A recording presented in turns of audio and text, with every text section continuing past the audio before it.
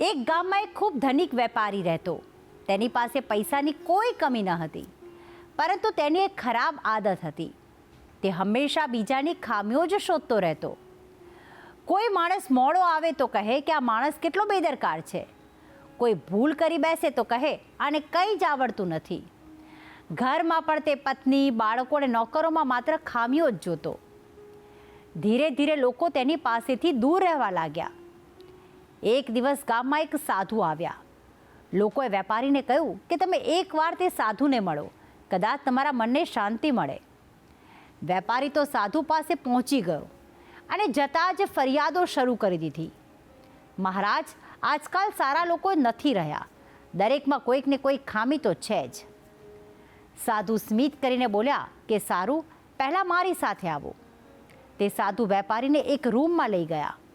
રૂમમાં ચારે બાજુ અરીસા જ અરીસા લાગેલા હતા. વેપારી જ્યાં જુએ ત્યાં તેને પોતાનો ચહેરો દેખાય. થોડીવાર પછી સાધુ તેને રૂમની બાજુમાં આવેલી બારી પાસે લઈ ગયા અને પૂછ્યું કે હવે શું દેખાય છે? તો વેપારીએ કહ્યું કે બહાર લોકો દેખાય છે. બાળકો રમી રહ્યા છે, પક્ષીઓ ઉડી રહ્યા છે અને લોકો હસી રહ્યા છે. સાધુ બોલ્યા કે બંને કાચના જ બનેલા છે. અરીસામાં માત્ર પોતે જ દેખાય છે, જ્યારે બારીમાંથી આખી દુનિયા દેખાય છે. જ્યારે માણસ પોતાના અહંકારના અરીસામાં જીવતો રહે છે ત્યારે તેને દરેકમાં ખામી જ દેખાય છે.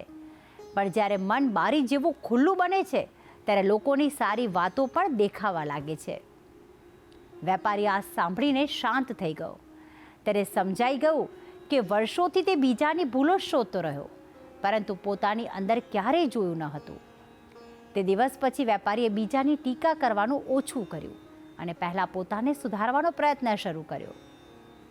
આ વાત એ શીખ આપે છે કે જે માણસ પોતાને ઓળખી જાય છે તેને બીજાની ખામીઓ શોધવાની જરૂર નથી પડતી.